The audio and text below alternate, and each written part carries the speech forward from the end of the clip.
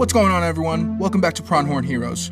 Now, Lupin vs. Patranger, or Lupet for short, is a very cool show because it's the first time we have two official teams in one season. Really interesting choice for Sentai just ending Q-Ranger, a 12-Ranger series. That being said, I was very excited for what was in store for our beloved Phantom Thieves and the Global Police Task Force. And what we ended up getting was good. Wasn't what I was expecting, but good enough to keep me interested each week. Well, most weeks.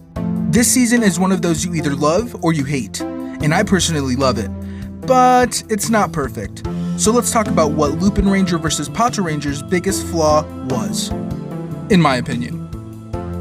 Now I want to preface that mystery in a show is essential. Keeps you on your toes, gets you theorizing, etc. So my complaint isn't necessarily directed to the mystery of it, but why it's even a thing to begin with, let alone dragged out for so long. The Lupinranger's identity. Why do we keep this hidden from the Patrangers for so long? It doesn't make sense to me. Are we really going to believe that these officers aren't smart enough to know when they're being played? And sure, there are episodes dedicated to them covering up their alibis, but there's clearly a lot of suspicion from Tsukasa and Keiichiro. There's a few episodes where I find myself dumbfounded at the portrayal of the Patranger's intuition. Literally no one else in this town says arigatou. Or even cases where they're surprised the Lupinrangers show up to places where they had just seen one of the Juro workers. Especially with Keiichiro.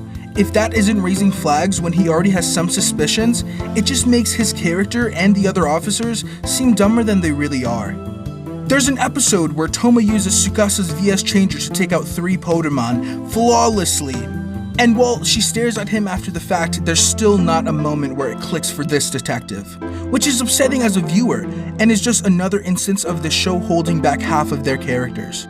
It really tips the balance of the show in my opinion, making so the story only benefits one team. Really making it feel like the Patrangers are just tools to make the Lupinrangers look better. Noel!